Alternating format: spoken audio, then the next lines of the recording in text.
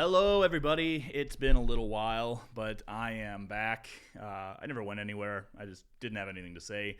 But today I do. There have been a lot of new cameras announced in the last week. We've got the new Sony A7R5, I think. Then today, the Canon R6 II.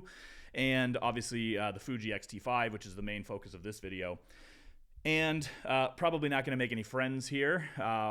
But, I'm just going to give you my opinions on what I think specifically of the Fuji. And I'm probably going to talk about those other brands' new cameras in the near future. When I look at gear and when gear gets announced, the thing that comes through my head is it worth the money? It's not about is it good. And if you watch my previous video on the XH2, and lots of people, gave me lots of pushback on that. My point is not that the XH2 is not a good camera. My point is that I just think it's too expensive for what it does.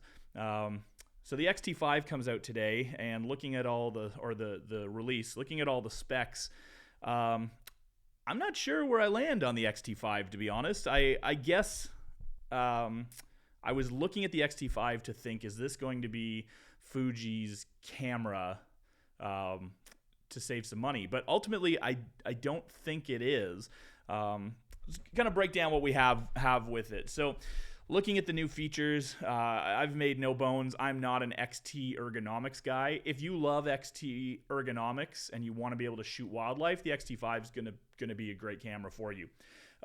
If you are, put it this way, if you were coming off the street, if you said, hey, Mike, I'm interested in wildlife photography, I don't currently own a camera, should I buy the XT5? My answer would be absolute no.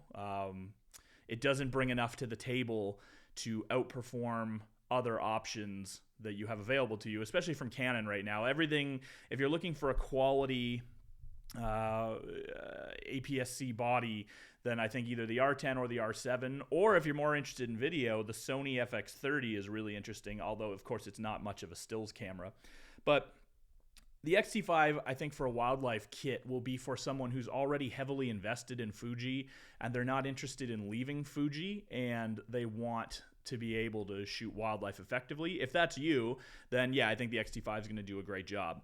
Some pros, cons about it. So I made some notes from things I was watching. I don't like the grip. I don't like the dials, but that's a personal thing. I do think the grip, I would look using the new 150 to 600. It's not a heavy lens, but it is pretty long. I don't think I would love using it on a smaller body with a smaller grip. I really love the grip on the XH2S, and the XH2 is the same. I think the body style on those cameras is way more my cup of tea. But again, if you like the old school retro ergonomics of the XT, then go for it. The EVF is better than some of the older XT stuff. It looks to be about the same as the R6 actually, although a pretty big step back from the XH2 and XH2S. I do think a high-end, high-res EVF is pretty interesting for wildlife, because if you're trying to check critical sharpness through the EVF, it's really nice to have a high-quality one. I came from an Olympus EM1X before I moved over to the XH2S. And I can say, going from, I don't know, the EM1X was 2 million dots, and now this one, the XH2S, is 5.5 or something like that. It was very noticeable, much higher res. So the XT5 is better than the Olympus, but that's where you get. If you start comparing the XT5 and the XH2, some of the trade-offs become right away the 8K video, but the EVF is probably the biggest one. I think if you don't care about the video and you prefer the XT ergonomics, the only thing you're really losing against the XH2 is really the EVF. Now the flip out screen, that's again totally preference. I see the case for both. The XT5 has the screen that flips up so you can kind of shoot down off the hip a little easier, and it does fold out. It's funny, if I'm shooting straight down, I would prefer the screen on the XT5. I hate having to take my fold-out screen and flip it out to the side and then have it hanging off the side and you could knock into it or whatever. But I mean, even right now I'm vlogging and I have the screen popped out so I can see it. And while I wouldn't say vlogging is my main use of this camera, I still find this screen is fast, easy, it's easy to move. I like that I can fold it in and close it if I don't want the screen exposed at all. So I would still take this screen. I do think the XT5 has a nice screen, but if you want the flippy screen, you're gonna have to make a decision there. So again, the XH2 versus the XH2 versus the XT5, the screen and the EVF are probably your two biggest changes. A couple other things: the XT5 goes back to the micro HDMI. It does use the same batteries as the XT4 and the XH2, XH2S, so that's nice. If you're buying it as a second body, your batteries will flip between bodies, which is great. The shutter on the XT5, so you're getting your 15 mechanical, 20 electronic, and you're getting 7 stops of IBIS. So all that's pretty good. I guess my issue again comes that the XT5 costs $16.99 US. The R7 costs $14.99. And the R10, I don't know what the R10 costs in US, but it's probably like under $1,000 US. So obviously the R10 doesn't have the weather sealing. I have spent some time in the field using them. A few friends have them, and it's not a camera I would personally go for. But if you're on a budget and you're looking for really good autofocus with something that can take great pictures, the R10 and the RF 100 to 400 are so cheap that like you could buy that body and lens for the same price as the XT5, and you're going to have probably a better autofocusing system with a very sharp lens shooting at a comparable aperture. The XT5 is probably a little bit better on the video side. Again, it's got weather sealing. But I don't know. I'm struggling here to recommend who the XT5 is for. And when I said the same thing about the XH2, I took a lot of flack. The higher resolution sensor is great. It's a nice option. It's a nice idea, but it's not like the game breaker that I think some people make it out to be. It does not let you crop to a crazy amount. Yes, the 40 megapixels versus 26 gives you a little bit more leeway, but it's not giving you mind-blowing differences that you could. It still doesn't let you shoot a subject that's too far away and then crop in and fill the frame with it. And I think people pretend that if you have a high megapixel camera that it allows you to make inhuman crops, and it doesn't. It just means that if you're cropping 30-40% on a subject that was already a pretty good size and you just want to make it bigger, you're going to have a little bit more detail at the end of that. Now, the question is, could you replicate that in post with AI programs and stuff if you're only making a 20, 30, 40% crop? Probably could.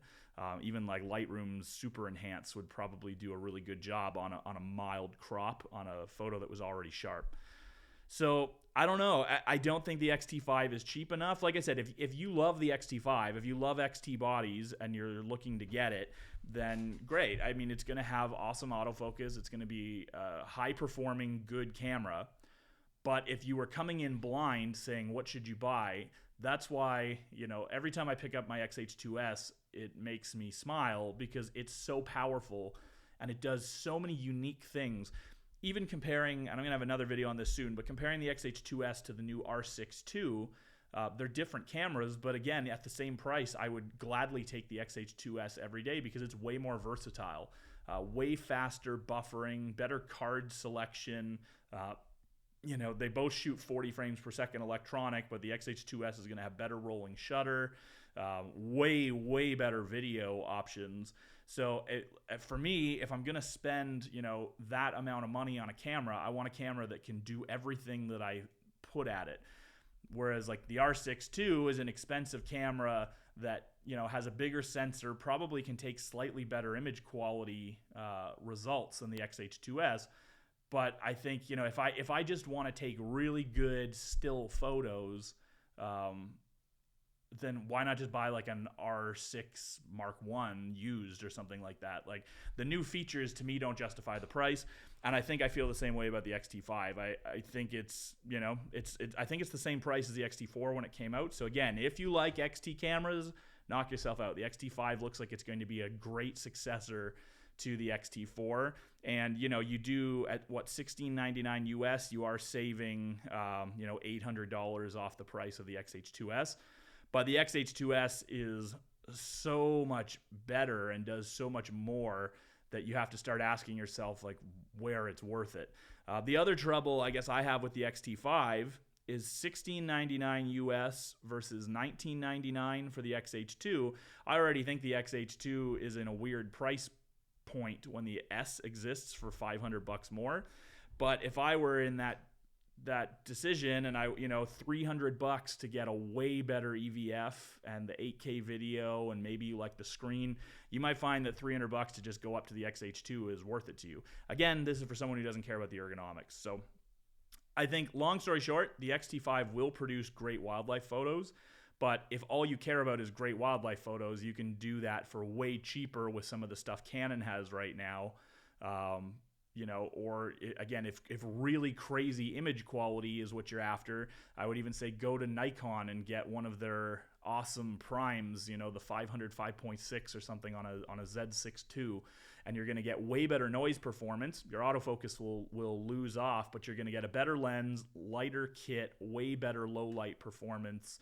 I don't know where Fuji's coming in at that. The S, for me, blows the doors off because it's so powerful as a fast-shooting hybrid machine that it really hangs with all the leaders in the class at that. Whereas the XT5 doesn't really do anything that other cameras don't do. But again, it costs $200 more than the R7. And specifically for wildlife, if you're shooting raw and you're not using film sims, I think most wildlife shooters would prefer the ergonomics of the Canon.